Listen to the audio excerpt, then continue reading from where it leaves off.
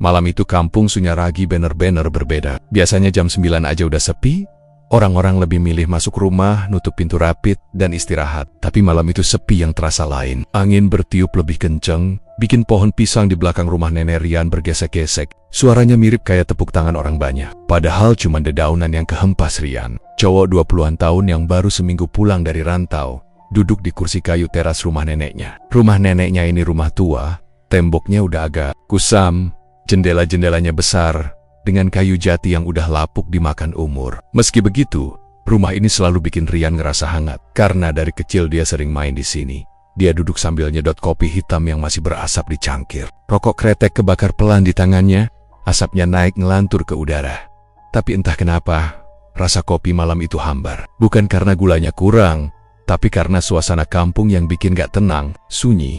Cuma sesekali suara jangkrik kedengeran. Dari sawah belakang, pas Rian lagi asyik ngelamun, tiba-tiba telinganya nangkep suara yang bikin bulu kuduk berdiri. Suara orang kayak lagi baca sesuatu pelan, berat dari arah kebun bambu belakang rumah neneknya. Bukan suara biasa, nada bacaan itu kayak mantra.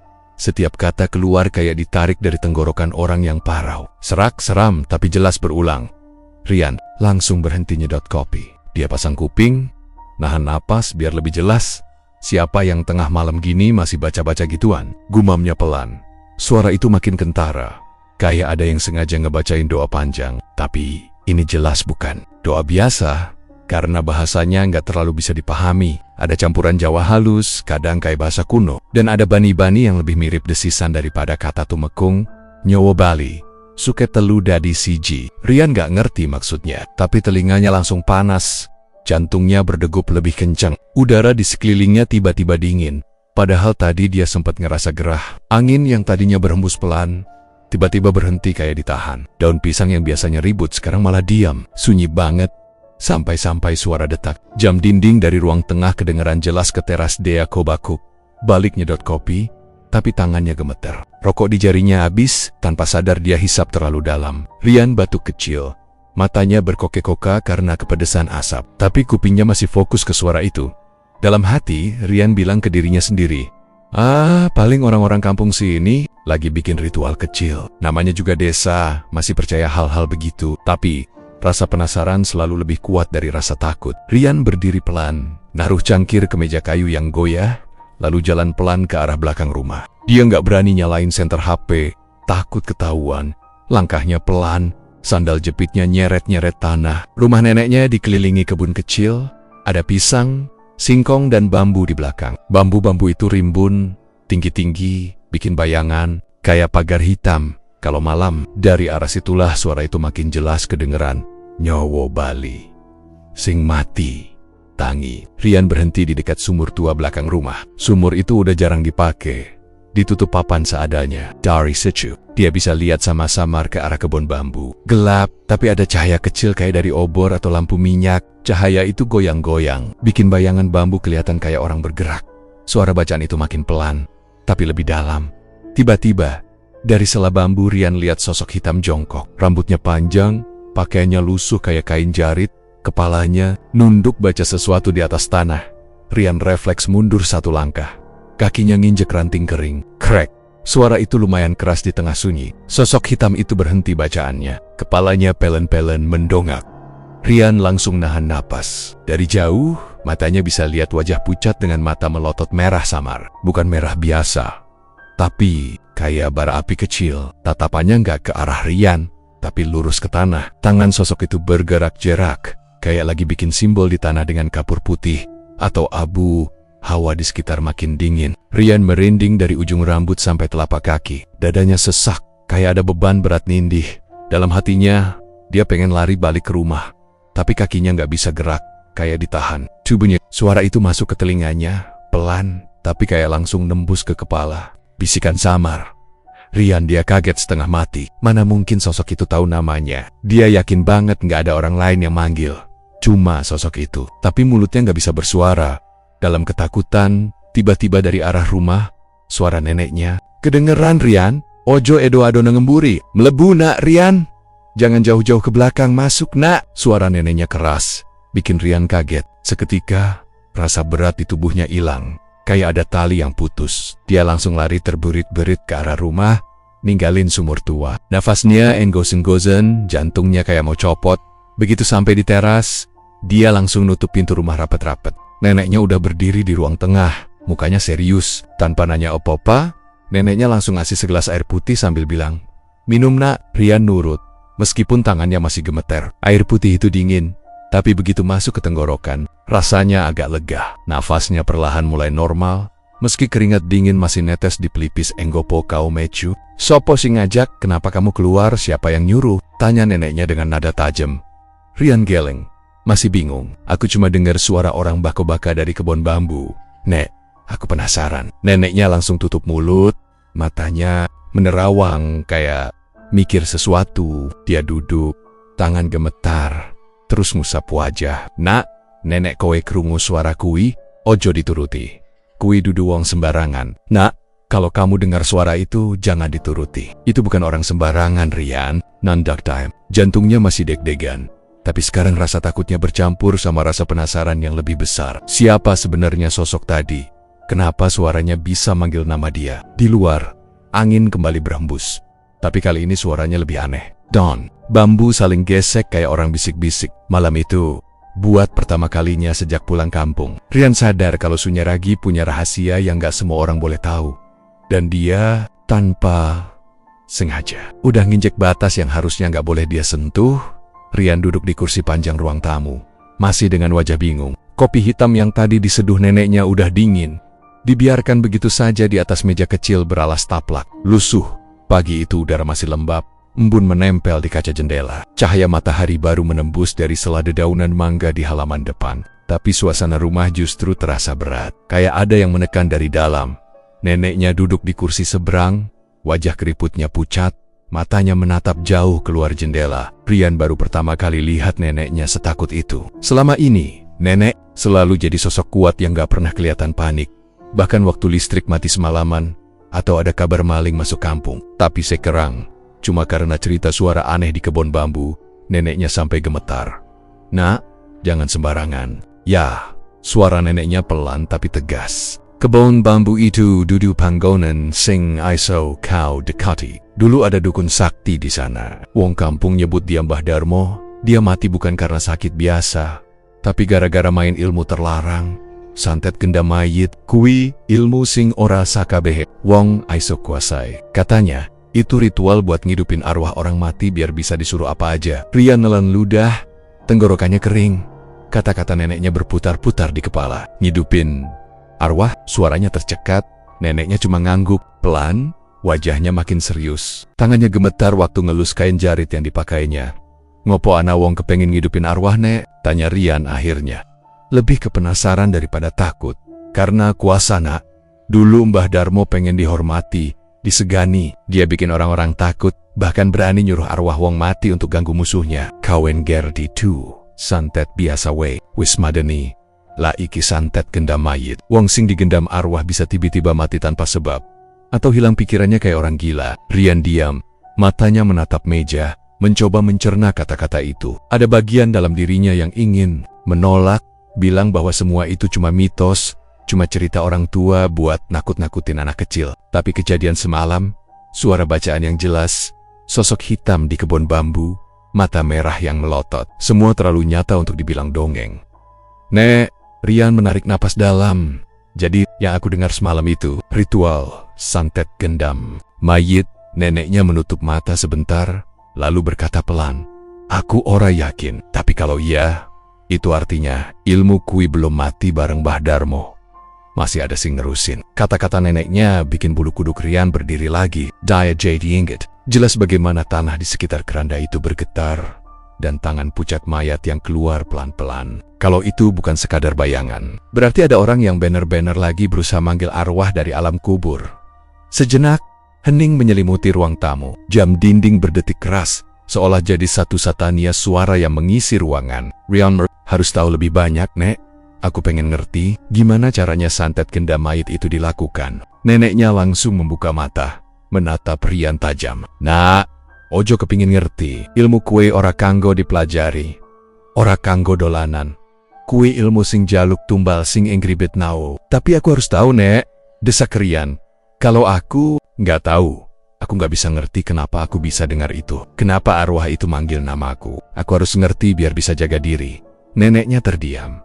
Wajah tuanya penuh keraguan. Dia menghela napas panjang, lalu bersandar ke kursi. Tangganya meremas-remas kain jaritnya sendiri, seolah sedang menahan sesuatu yang berat. Aku ora iso cerita kabeh, tapi aku tahu nyekseni setitik. Zaman biyen, waktu aku masih gadis, Mbah Darmo memang terkenal sakti. Orang-orang kampung sering datang minta tolong. Ada yang minta rezeki lancar, ada yang minta anaknya sembuh, ada juga yang minta balas dendam. Dari luar, kelihatannya dia cuma dukun biasa, pakai doa, pakai ramuan. Tapi diam-diam dia ngulik ilmu larangan. Suara neneknya menurun, jadi lebih lirih. Rian maju mendekat, biar bisa dengar lebih jelas. Dia percaya, roh wong mati bisa dipaksa balik lewat gendam. Caranya, dia harus cari mayit yang belum lama dikubur. 3 hari. Atau paling lama 7 hari, mayit itu digali lagi tengah malam, terus dibawa ke kebun bambu buat ritual. Bambu dipercaya jadi jembatan antara alam urip lan alam pati. Di situ mayit didoain dengan mantra gendam khusus, sambil ditetesin darah dan ditaburi bunga setaman. Nek kabeh syarat terpenuhi, roh sing mati bakal kelingan awak lan tangi maneh. Tapi dudu tangi normal, tenjin mung kanggo manut marang sing gendam. Ryan merinding mendengarnya. Bayangan sosok pucat dalam keranda kembali muncul di kepalanya. Wong sing tangi kui piye nek? Kayak orang hidup lagi? Tanya Rian pelan. Neneknya menggeleng. Ora. Nah, wong kui tetap mati. Tubuhnya busuk, tapi aiso obah, aiso ngomong, aiso nuruti perintah. Bedane, matane kosong. Ra duwe jiwa. Kayak boneka sing digerak, kui sing disebut gendam mayit. Rian mengusap wajahnya, mencoba menenangkan diri. Tapi semakin banyak yang dia dengar, semakin besar rasa takut sekaligus penasarannya. Nek, kalau ilmu itu masih ada, berarti ada orang yang sekarang nerusin Mbah Darmo. Siapa yang mau mainin ilmu sekejam itu? Neneknya menunduk, suaranya bergetar. Aku orang ngerti, tapi aku curiga. Salah satu keturunan Mbah Darmo bisa jadi nyoba ngulang ilmu kui. Wong ilmu kayak gitu biasanya diwarisake. Ora gampang ilang. Rian terdiam, mencoba mencerna semua informasi. Di luar, ayam jago berkokok terlambat. Suara anak-anak kecil mulai main di jalan depan. Hidup di kampung tetap berjalan normal, seakan gak ada yang aneh. Tapi di balik itu semua, ada rahasia kelam yang selama ini tersembunyi di balik rumpun bambu. Dia merasa masuk ke pusaran misteri yang jauh lebih besar daripada yang dia bayangkan. Bukan cuma soal suara aneh atau rasa penasaran, tapi soal ilmu hitam yang bisa bikin arwah orang mati bangkit lagi. Dalam hati, Rian bertekad untuk cari tahu lebih banyak. Dia gak bisa cuma duduk diam. Apalagi setelah tahu ada kemungkinan dia ingat jelas bagaimana sosok itu manggil namanya. Itu artinya, entah gimana, dia udah terikat dengan ritual terlarang itu. Tapi untuk mencari tahu lebih banyak, dia harus nekat melanggar larangan neneknya. Dan Rian memang tipikal orang yang lebih milih nekat meski tahu berbahaya daripada diam. Nggak tahu apa-apa, malam itu udara lebih dingin dari biasanya. Awan menutup bulan, bikin langit gelap pekat. Angin sesekali lewat, bikin bambu di belakang rumah bunyi kresek-kresek, kayak bisikan orang yang lagi ngerumpi. Rian berdiri di depan jendela kamarnya. Matanya tak lepas dari arah kebun bambu. Siang pagi, rasa penasaran terus menggerogoti pikirannya. Cerita neneknya soal Mbah Darmo, ilmu santet tinda mayit, dan larangan buat mendekati kebun itu. Bukannya bikin takut, malah bikin dia makin ingin membuktikan sendiri. Dia udah berjanji sama diri sendiri, malam ini dia harus lihat dengan mata kepala. Kalau benar ada orang yang nerusin ilmu itu, dia pengen tahu siapa. Tapi kalau cuma halusinasi, setidaknya dia bisa tidur tenang. Dalam hatinya, Rian masih setengah yakin kalau semua ini mungkin cuma sugesti. Tapi bagian lain dari dirinya percaya, ada sesuatu yang benar-benar ganjil sedang terjadi. Jam di dinding baru nunjukin pukul 11 lewat. Neneknya udah tidur sejak habis Isya. Nggak sadar kalau cucunya diam-diam bersiap keluar. Rian ganti baju, pakai jaket tipis, lalu nyalain senter kecil di HP-nya. Tapi dia nggak berani pakai lampu terlalu terang, takut ketahuan. Dia keluar pelan. Lewat pintu belakang, sandal jepitnya dilepas biar nggak bunyi. Udara lembab, bau tanah basah tercium kuat. Setiap langkah, jantungnya makin cepat berdetak.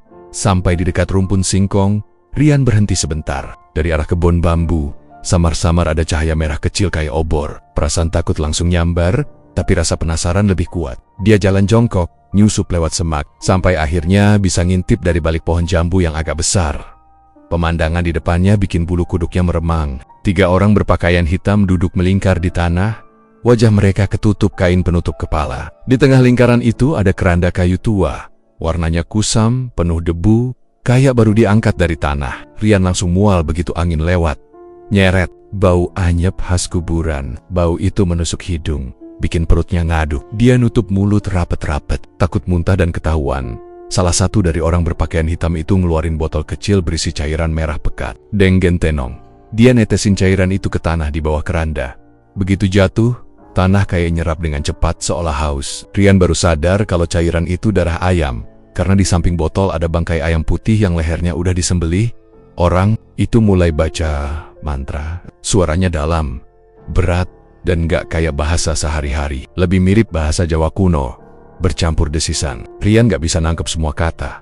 Tapi ada potongan yang bikin bulunya merinding. Tumekung, Nyo Bali, Tangi Sakapati. Bangkitlah, ikuti gendamiki. Begitu kata terakhir keluar, tanah di bawah keranda bergetar halus.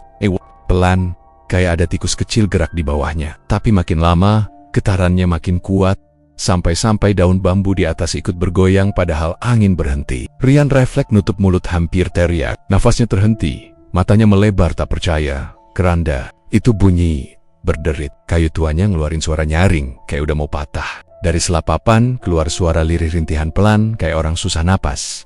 Suara itu bikin seluruh tubuh Rian kaku. Jantungnya berdebar tak karuan. Keringat dingin netes di keningnya. Dia pengen banget lari, tapi kakinya kayak ditanam di tanah. Matanya nggak bisa berpaling dari keranda itu. Lalu, pelan-pelan, tutup keranda bergeser sedikit. Suara kayu gesek bikin telinganya ngilu. Dari celah sempit itu, muncul sesuatu sebuah tangan kurus, pucat, dengan kuku panjang kotor penuh tanah. Jari-jarinya gemetar, bergerak pelan kayak cari pegangan. Rian nahan napas, hampir teriak. Tapi buru-buru nutup mulut dengan kedua tangan. Air matanya hampir keluar saking takutnya.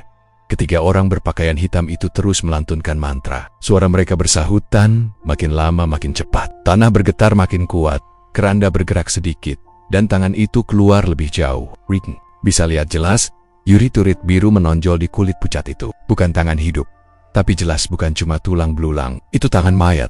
Dalam hati, Rian menjerit, tapi mulutnya terkunci. Pikirannya campur aduk antara takut, penasaran, dan gak percaya. Tiba-tiba, salah satu dari orang itu berhenti baca mantra, lalu menoleh ke arah keranda. Suaranya serak waktu dia ngomong, "Wiswayahe, bangkit." Manut marang panggilan. Keranda berguncang keras. Tutupnya kebuka lebih lebar, dan dari dalam terdengar erangan panjang. Suara itu gak kayak manusia biasa, serak, berat, penuh kesakitan.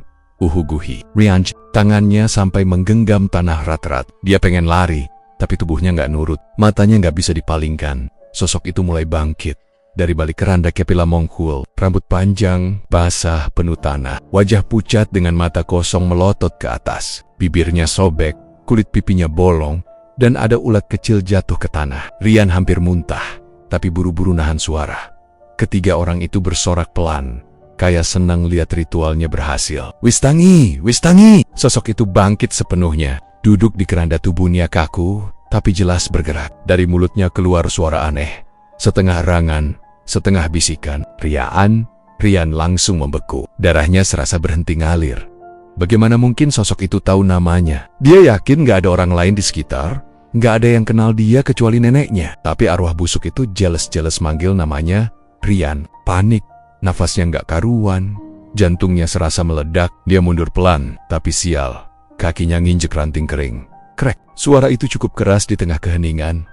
Ketiga orang berpakaian hitam itu langsung nengok bersamaan. Mata mereka merah, tatapannya buas. Sosok di keranda juga tiba-tiba berhenti bergerak. Lalu kepala kosongnya menoleh ke arah semak tempat Rian bersembunyi. Rian langsung tahu, dia ketahuan.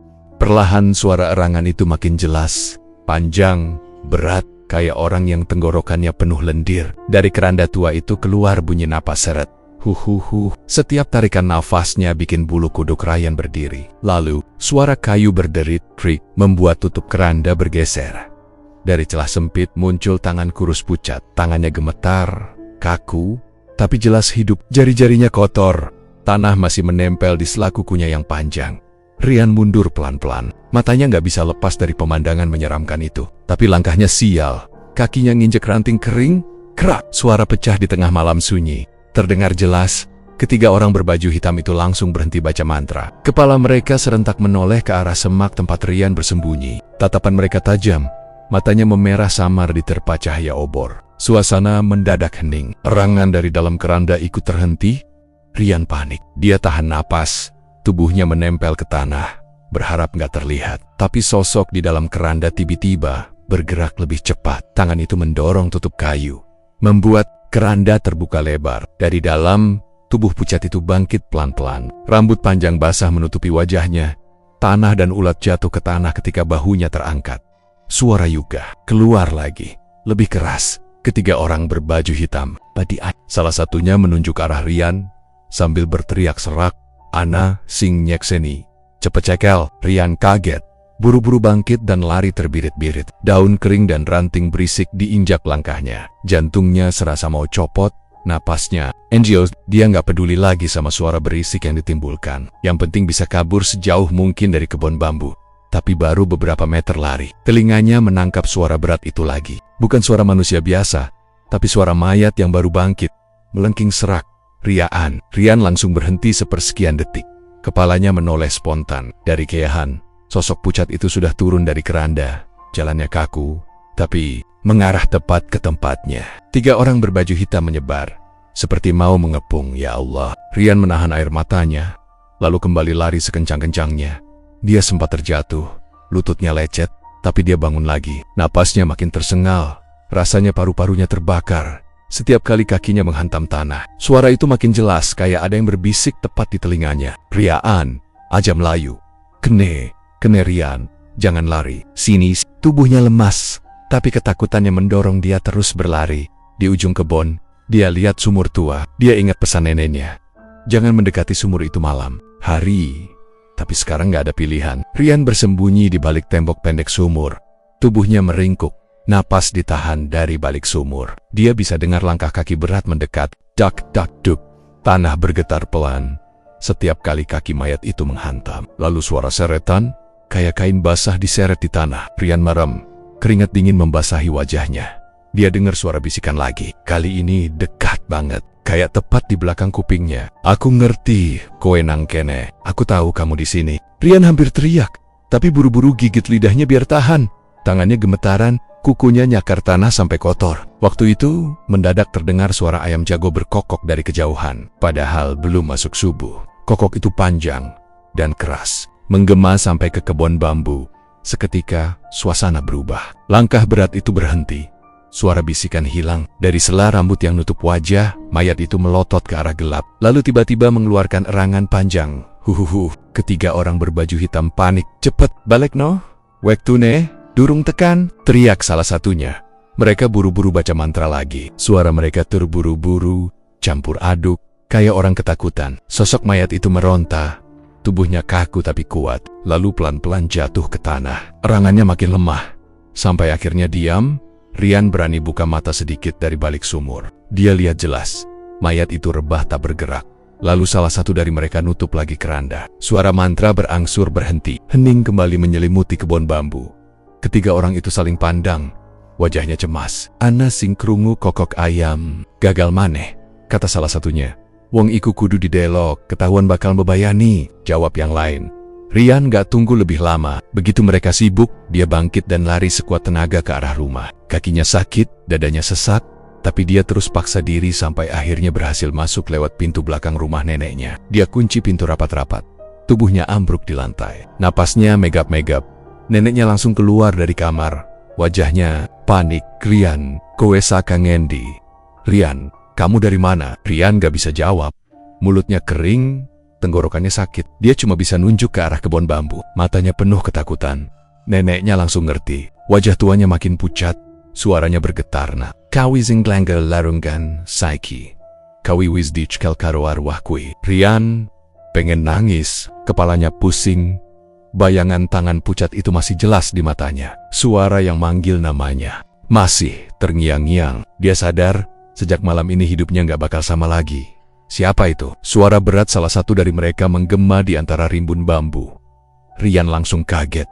Darahnya serasa berhenti ngalir. Tanpa pikir panjang dia lompat dari semak tempatnya bersembunyi dan lari terbirit-birit. Daun bambu memukul wajahnya, Ranting kering patah diinjak kakinya, tapi dia nggak peduli. Yang penting bisa kabur sejauh mungkin. Tapi baru beberapa langkah, suara serak yang nggak bisa dia lupakan itu terdengar lagi. Suara mayat yang tadi bangkit dari keranda, memanggil dengan nada yang bikin jantungnya menciut.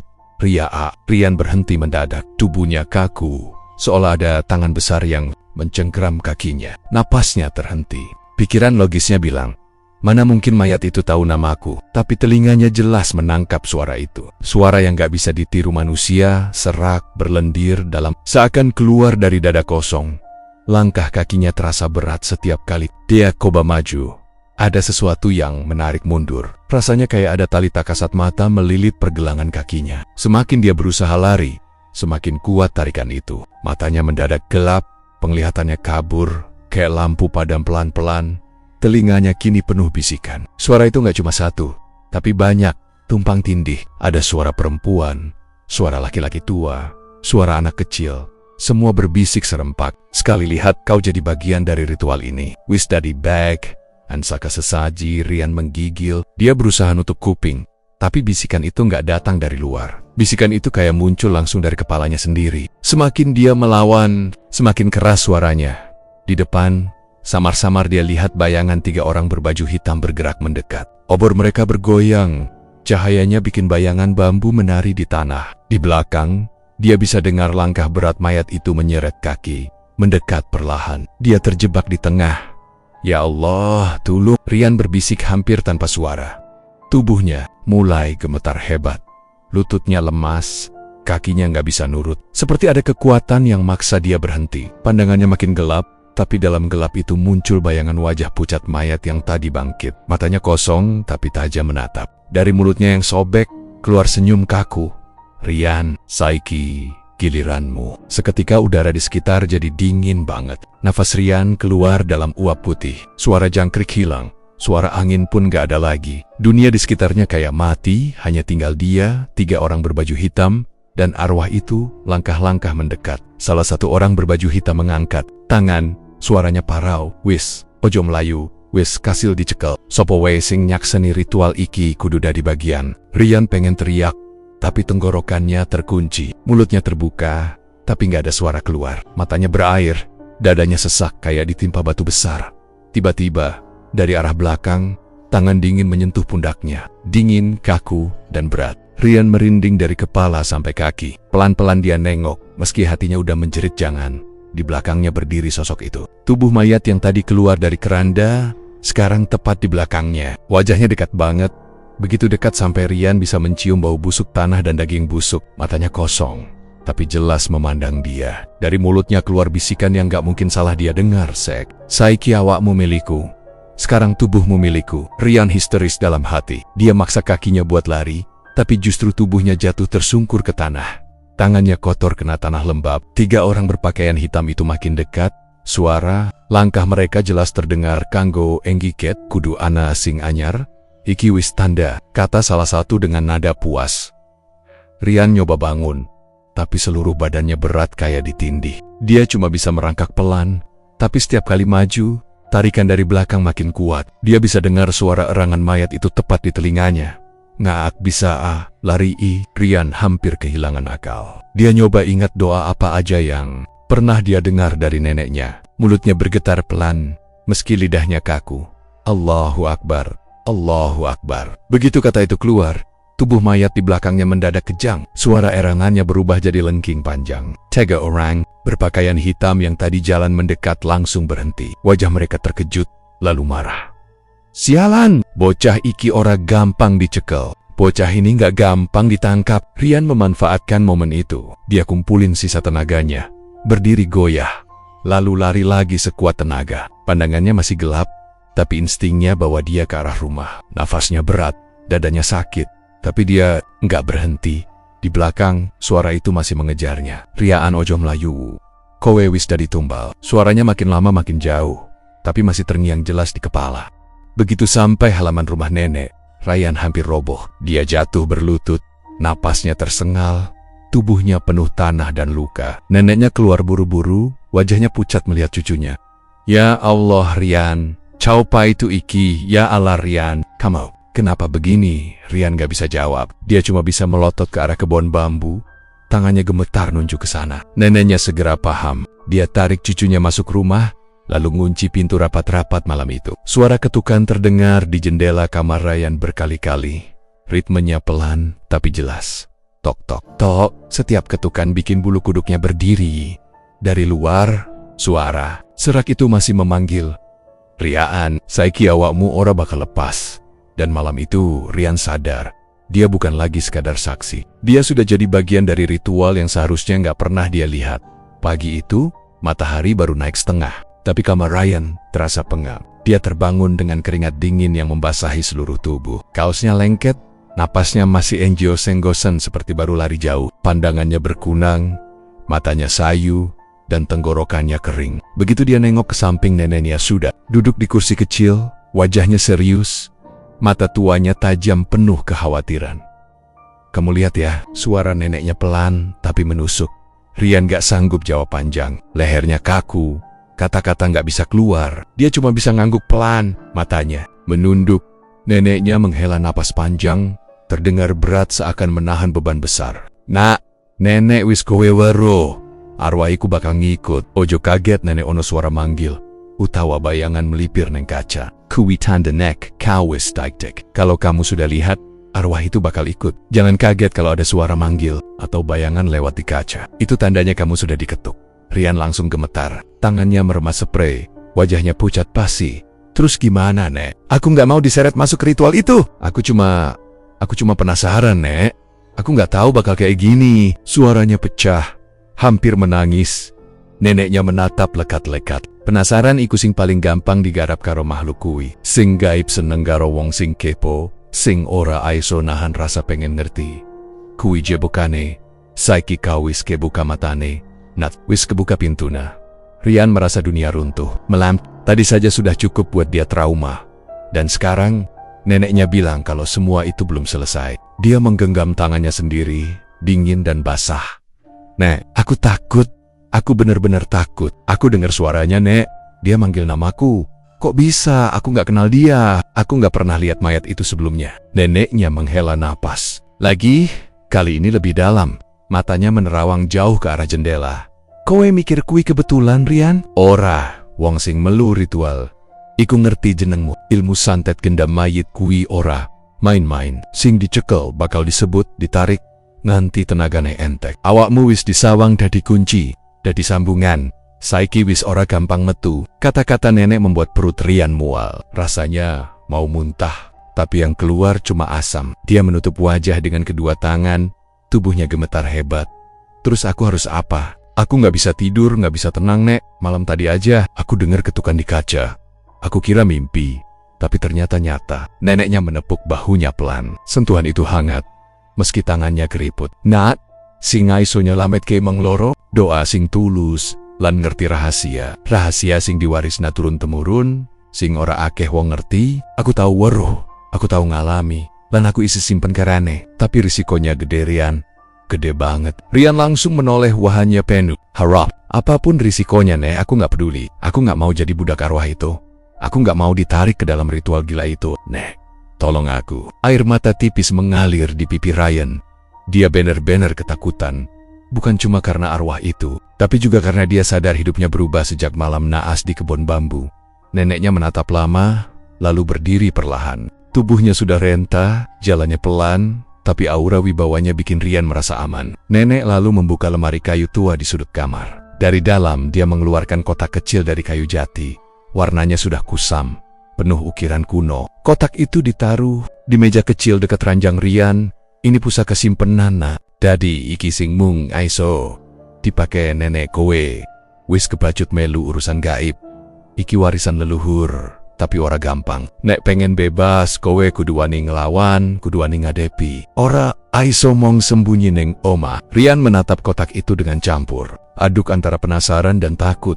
Isinya apa, Nek? Nenek membuka kotak perlahan. Dari dalamnya tercium bau dupa samar.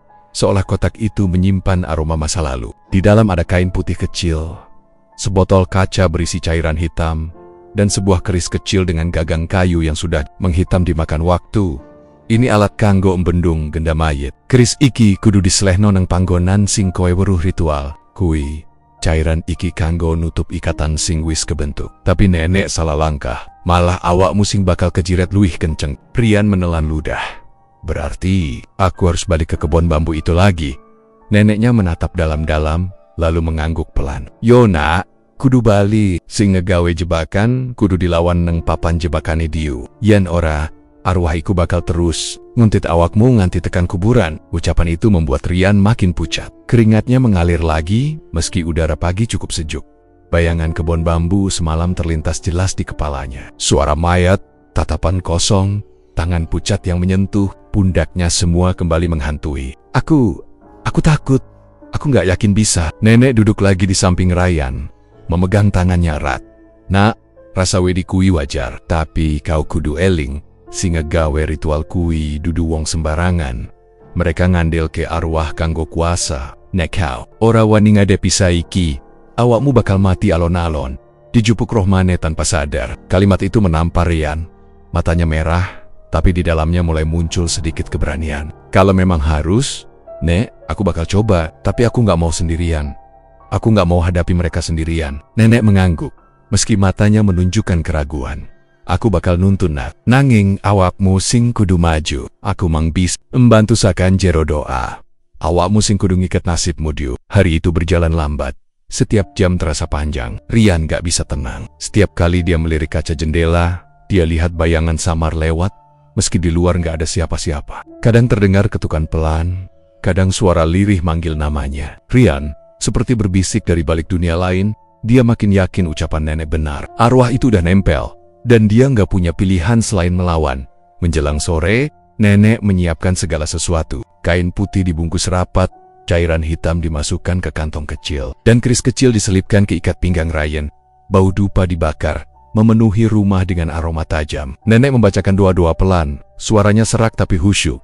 Rian hanya bisa duduk diam, tangannya berkeringat dingin, jantungnya berdetak kencang, kakinya gemetar. Malam nanti, dia harus kembali ke tempat yang paling ingin dia hindari. Kebun bambu, keranda tua, dan mayat yang memanggil namanya. Saat matahari terbenam, langit berubah jingga lalu kelam. Burung-burung kembali ke sarang, tapi hati Rian justru terasa makin kosong. Dia tahu malam ini akan jadi malam penentuan. Dan di ruang tengah, neneknya menatapnya sekali lagi dengan mata penuh peringatan. Eling Rian, nek awakmu goyah, kabeh bakal ambruk. Sing kudu kuat ora mung awakmu, nanging atimu. Ojo nganti kowe kalah karo wedi diu. Ingat Rian, kalau kamu goyah, semua akan runtuh. Yang harus kuat bukan cuma tubuhmu, tapi hatimu. Jangan sampai kamu kalah dengan ketakutanmu sendiri. Rian menelan ludah, lalu mengangguk. Aku siap, Nek. Meski dalam hatinya, ketakutan itu masih mencengkeram erat. Menunggu detik ia berdiri kembali di hadapan arwah itu. Neneknya akhirnya ngaku, dengan suara bergetar dan tatapan jauh. Dulu dia pernah jadi murid dukun itu. Waktu muda, nenek pernah ikut belajar ilmu kebatinan, tapi dia mundur sebelum sampai ke ilmu terlarang yang namanya santet genda mayit rahasia. Itu dipendamnya bertahan-tahan, dan baru malam ini terkuak. Malam iki kudu dilawan. Rian, nek ora, awakmu bakal diseret, ditarik melebu nang jagat kui. Ora mung awakmu sing ilang, tapi rohmu bakal dadi budak selawase. Kata nenek pelan tapi tegas. Kata-katanya bikin tubuh Rian makin dingin tengah malam tiba. Angin di luar berembus kencang. Jendela kayu rumah berderak-derak. Rian dan neneknya duduk bersila di ruang tengah. Dupa menyala, asap tipis mengepul memenuhi ruangan. Baunya tajam menusuk hidung. Di lantai sudah ditaburi garam membentuk lingkaran. Di tengahnya ada mangkuk kecil berisi air putih, keris kecil peninggalan leluhur, dan kain putih yang dilipat rapi. Rian duduk gemetar. Keringat dingin mengalir meski udara terasa menusuk. Tangannya dingin, kakinya lemas. Dia melirik neneknya yang duduk tegak dengan mata terpejam. Mulutnya komat kamit baca doa. Suaranya bergetar tapi penuh keyakinan. Detik itu juga, dari luar, terdengar suara langkah berat. Duk, duk. Suara itu makin lama makin dekat. Tanah di bawah rumah panggung tua itu seperti bergetar. Rian menahan napas. Jantungnya berpacu gila. Tiba-tiba pintu depan bergetar keras. Duk, duk, duk. Kayak ada yang maksa dobrak. Dari celah pintu yang rapuh, terlihat jelas tangan pucat itu, kurus, kaku, dengan kuku panjang menghitam, sedang berusaha masuk. Jari-jarinya mencakar kayu pintu, mengeluarkan suara seret yang bikin bulu kuduk merinding. Rian udah nggak bisa bernapas normal. Dadanya sesak, seolah ada beban berat menindih. Dia mau teriak, tapi suara terkunci di tenggorokannya. Matanya terbelalak tubuh Nyakoku. Neneknya tiba-tiba menghentikan doa, lalu berteriak dengan suara lantang, Allahu Akbar. Sekejap lampu-lampu rumah mati, gelap total. Dupa masih mengepul, tapi cahayanya redup, hanya menyisakan sedikit siluet. Rumah jadi hening, sunyi, menakutkan, gelap, sepi. Napas Rian terdengar jelas, cepat, tak beraturan. Lalu, dari arah belakang suara itu datang. Suara serak, berat, memanggil lirih tapi jelas. Rian, saiki wektu iki, kowe ora aiso melayu maneh. Rian, kali ini waktunya. Kamu nggak bisa lari lagi. Rian langsung gemetar hebat. Menoleh perlahan ke belakang, tapi gelap menutupi semua. Hanya suara langkah seretan yang mendekat, surukkup, seperti kaki berat menyeret lantai. Bau busuk tanah basah ikut masuk, menusuk hidung. Astagfirullah. Rian hanya bisa komat kamet. Tiba-tiba, di belakangnya muncul bayangan. Tinggi, hitam, dengan dua mata kosong bercahaya samar putih. Bayangan itu berdiri di ambang pintu dapur, tubuhnya membungkuk, rambut panjang menutupi sebagian wajahnya. Tangannya menjulur panjang, jari-jari kaku menegang, seolah siap meraih neneknya. Menepuk pundak Rian. Eling nak, aja nganti kalah karo Wedi. Deloken matane, lantahan. Ingat nak, jangan kalah dengan ketakutan. Lihat matanya, dan bertahan. Rian menelan ludah. Dia paksa dirinya menatap. Matanya bertemu dengan sorot kosong arwah itu. Begitu bertemu, kepalanya langsung pening. Suara-suara aneh masuk lagi ke telinganya. Suara banyak orang berbisik sekaligus. Ada yang bilang namanya, ada yang menjerit, ada yang ketawa cekikikan. Sekali kowe delok, awak muda di bagian, ora ana dalan metu, melebu kene dadi siji. Rian hampir jatuh pingsan. Otaknya serasa terbakar. Tapi tiba-tiba, neneknya nyiramkan sedikit air putih dari mangkuk ke wajah Rian. Air itu dingin, tapi menyegarkan, bikin dia tersadar. Nek, aku ora kuat, Rian berteriak dengan suara parau. Neneknya cepat mengambil keris kecil, lalu menaruhnya di tangan Rian. Iki senjatamu, nak. Tusuk tanah neng tengah lingkaran garam. Saiki Rian gemetar, tapi dia pegang keris itu erat. Tubuhnya lemas, tapi dia paksakan diri meraih tengah lingkaran garam. Dengan teriakan panik dia tusukkan keris ke tanah.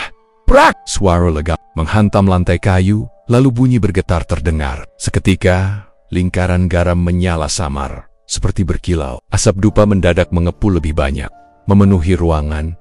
Suara jeritan panjang terdengar dari arah pintu belakang. Huhu, jeritan itu melengking, bikin kaca jendela bergetar. Bahkan lampu gantung yang mati pun bergoyang.